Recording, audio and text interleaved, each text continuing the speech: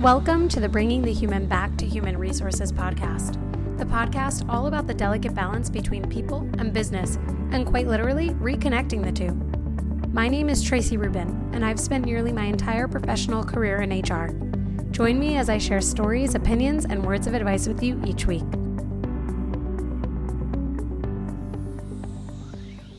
Hi, everyone. Welcome back to the podcast. Thank you so much for being here for another week. First of all, I have been traveling so much personally and for work, and I am finally back home in my quote unquote recording studio, aka the opposite side of my work desk. I switch things around. So if you saw my TikTok, it's different now. TikTok is irrelevant at this point, or that TikTok, not TikTok in general. Totally still relevant.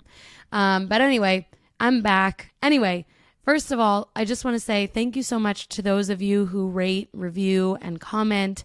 I see every review, I see every comment, and I just so appreciate not only your feedback, but also your excitement about what we're doing here.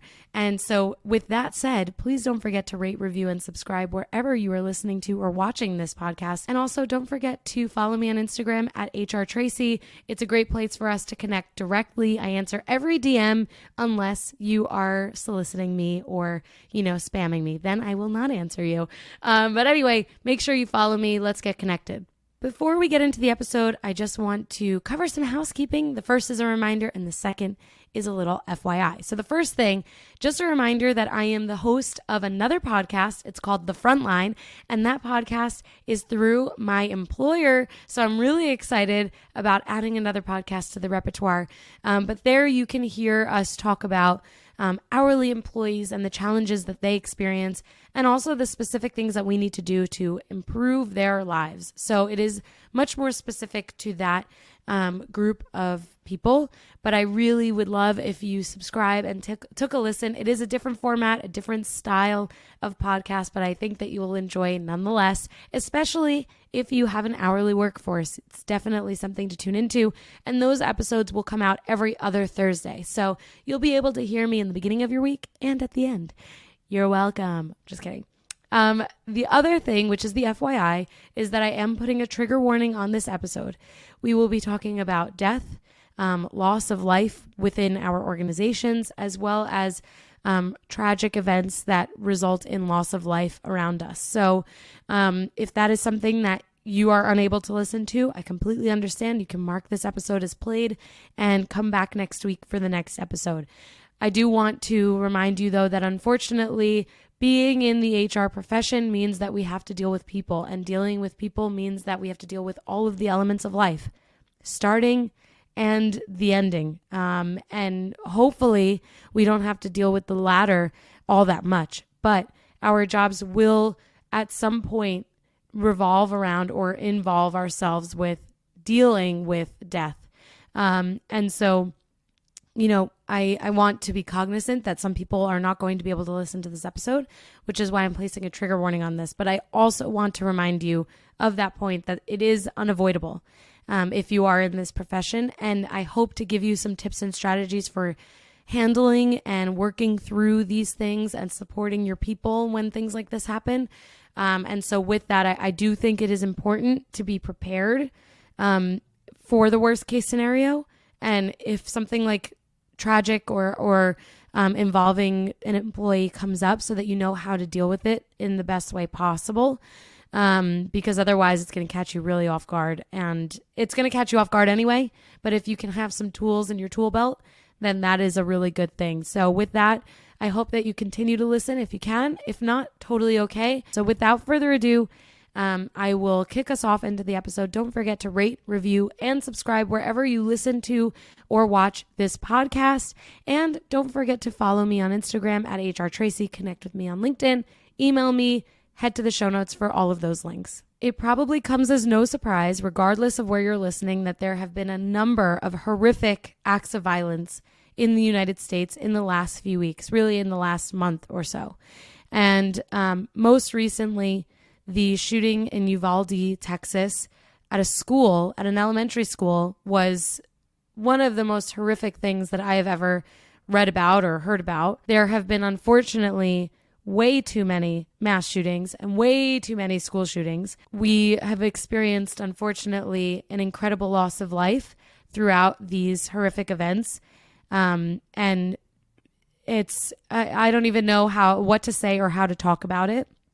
But I think it's important that as an HR professional, I provide you with some tips with how to go about discussing this or dealing with this. So when an employee passes away in an organization, whether it's part of your organization or another, I do think that there is a way to manage through this that is most supportive and most compassionate. So the first thing is, whether it's a surprise or a sudden situation, or it's something that is kind of anticipated, it doesn't make it any easier, but there are some ways in which you have to act quickly. So the first thing that you have to do is you need to tell the colleagues of the employee first.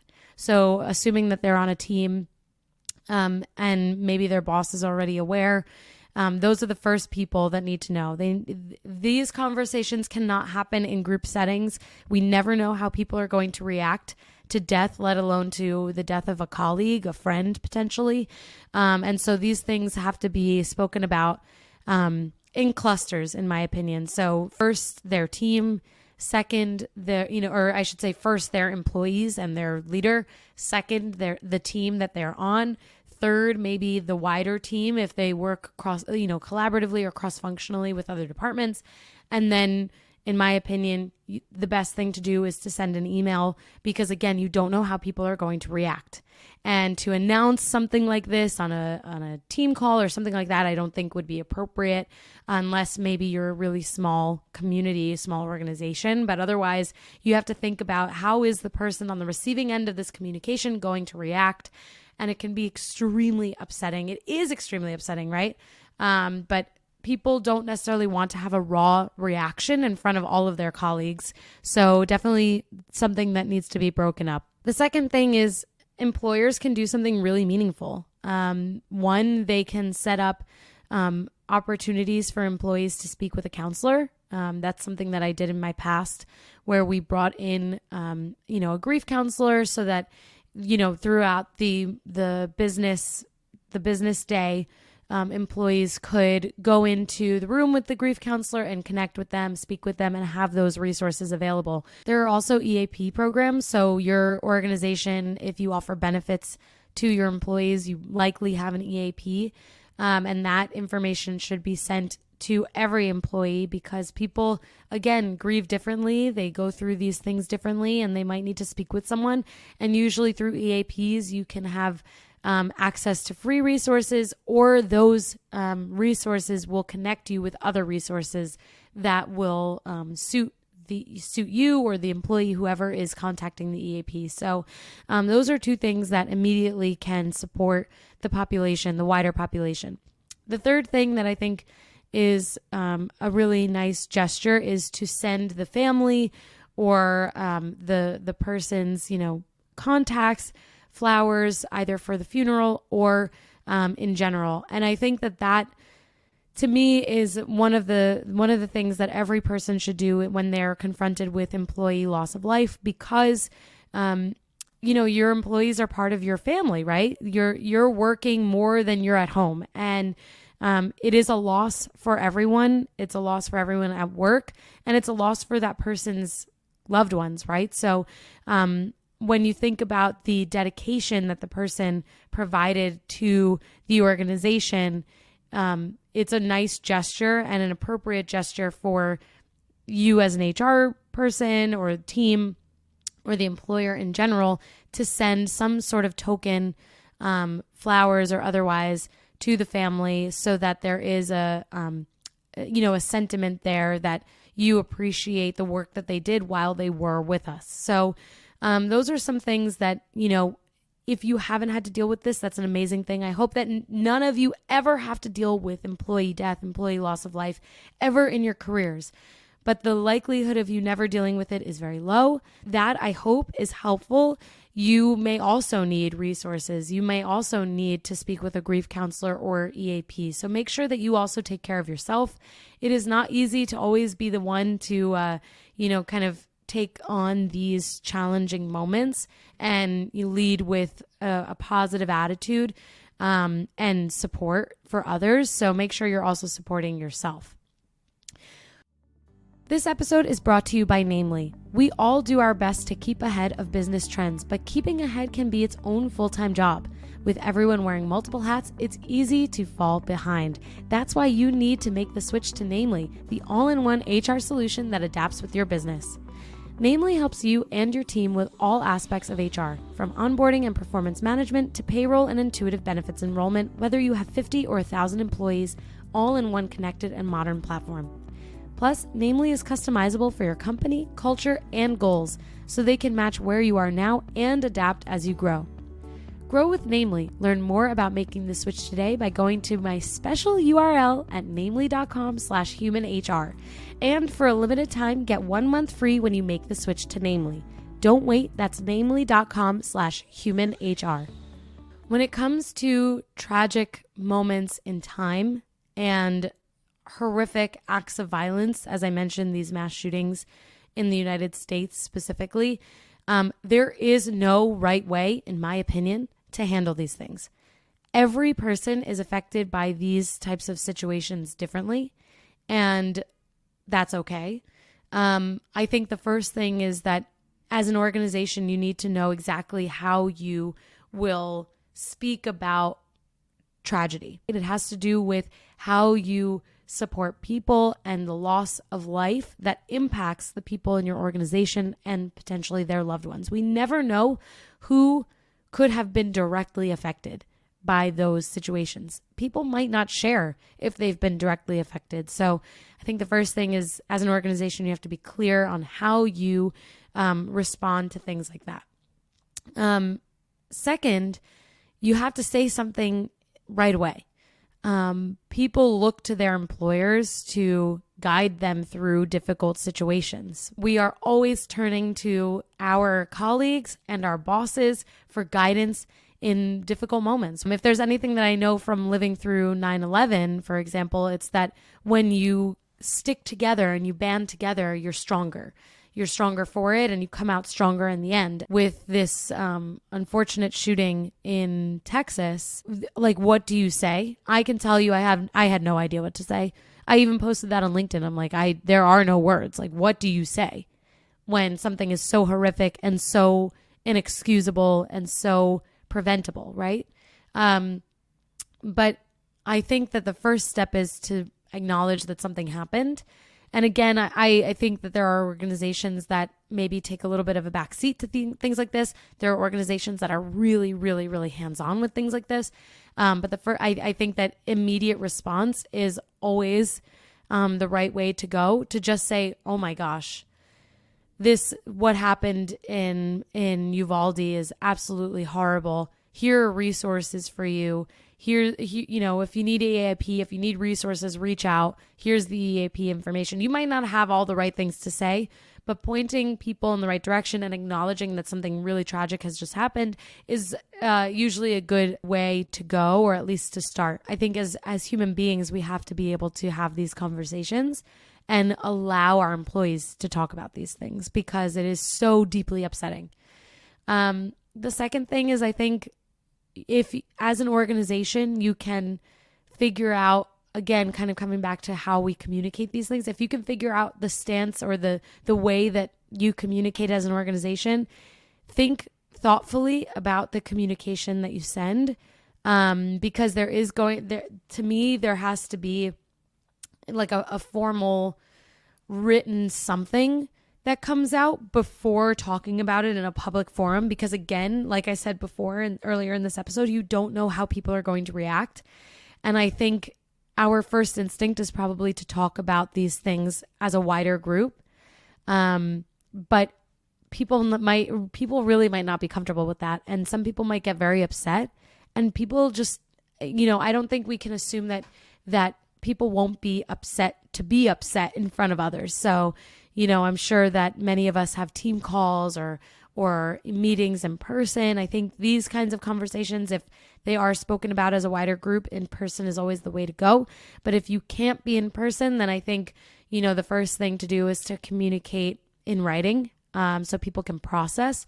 And then the second thing is probably to have a wider conversation, either individually, reaching out to people who maybe are more closely connected to the situation, or if you do have a wider conversation, to preface that it is a safe space, that people can turn off their cameras if it is not in person, and that in general, we want individuals to feel supported and know that they have resources to turn to. But I have to go back to what I said initially, which is that there is no right way. I think there's always a lot of pressure on HR people to do the right thing and say the right thing, but we are human beings, right? We're people too, and we might not know what the right thing to say is, and I think that is okay. And sometimes the right thing is to just be the person that's accessible, to be the person that someone can talk to if they're feeling, that they need resources or they need to speak to someone. But there is no right way to deal with things like this that are tragic and heavy and sad. But I think from a cultural standpoint, if you're instilling and building psychological safety and you stand by that, and you are allowing your employees to feel comfortable and confident to reach out if they need resources, then that you're doing everything right in those moments. Then if people do have psychological safety and are comfortable reaching out, there's a ton of pressure on us as HR people to always get it right. And you know what I've learned unfortunately throughout all of these tragedies is that you might respond one way and there's always going to be someone that doesn't agree with the response, and you'll respond another way and there's always going to be someone that doesn't agree with that response. Someone might say, you should do it this way, and you do it that way, and they could still be upset, right? So you have to think about your organization, your community, the people that work for you and what they might be impacted by, and really think about what is the most compassionate way to talk about something like this, and what is going to support my people most, what is going to support those individuals the most. And so I think that can vary. It varies by organization.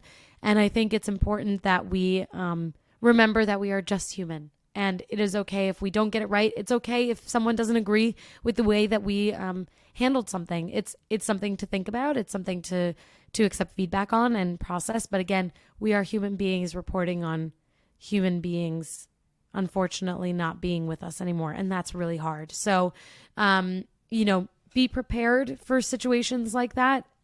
Confide in others, in people who are either mentors or colleagues or people who are your trusted feedback partners. For example, maybe you have an idea for how to respond to something, run it by them. And then the last point here is, I think organizations that have volunteer programs, regardless of whether they are financial contribution programs or time, like volunteering time, those are amazing programs for being able to say, hey, we are responding to this tragedy with action, right? So if you as an organization have a volunteer program, then you can, in communicating or expressing grief over a tragedy, you can support an organization, or you can volunteer your time, either individually or as an organization on the whole, and that can go a long way. And actually, this brings me to a point that I forgot with the first discussion on loss of life within the organization from an employee death.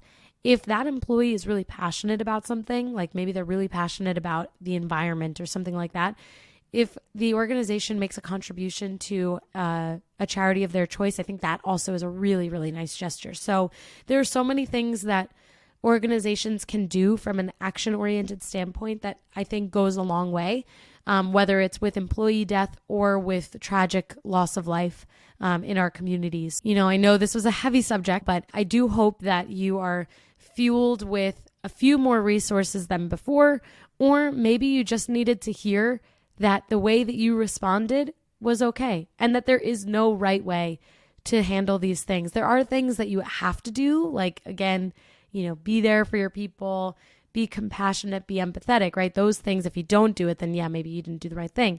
But either way, if you're doing those things, if you're meeting the fundamental pieces of how we support our people through tragic events, then everything else that you do is going to be a judgment call, and it's not right or wrong. Some things, we don't want the opportunity to do it again because we don't want these tragic events to happen again. But, through life experience, we gain more knowledge and we gain more insights into how we would handle something differently. And that's also really valuable. So if you didn't, maybe you didn't feel like you did everything 100% correctly, that's okay. You probably did. There is no right way to deal with these things. It's all hard and it all falls on us.